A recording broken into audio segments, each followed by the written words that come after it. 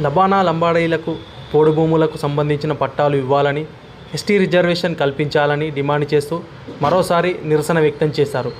జాతీయ రహదారి NH-44 పైన బైఠాయించి నిరసన వ్యక్తం చేశారు. గంట పాటు బైఠాయించి నిరసన వ్యక్తం చేశారు.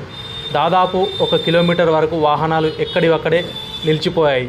ఈ సందర్భంగా లబానా లంబాడీల రాష్ట్ర అధ్యక్షుడు తాన్సింగ్ నాయక్ మాట్లాడుతూ, ఎన్నికల సమయంలో లబానా లంబాడీలకు తెలంగాణ రాష్ట్ర ప్రభుత్వం ఇచ్చిన హామీలను మర్చిపోయిందన్నారు.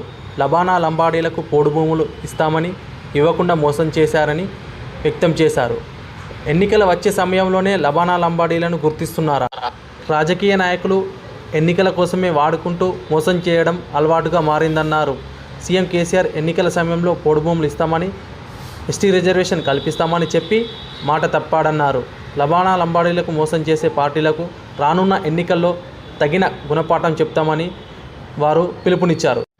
పోడు భూములు ఇచ్చే వరకు మా ఉద్యమం ఆగదన్నారు. అవసరమైతే కుటుంబానికి ఒకరు బలి కావడానికి సిద్ధంగా ఉన్నామని చెప్పారు. ఇప్పటికైనా రాష్ట్ర ప్రభుత్వం మమ్మల్ని గుర్తించి ఎస్టీ రిజర్వేషన్ కల్పించి పోడు భూములు పట్టా పాస్బుక్లు ఇప్పించగలరని కోరారు. లేదా అసెంబ్లీ ముట్టడానికి కూడా వెనుకాడమని వ్యక్తం చేశారు లబానా లంబాడీలు.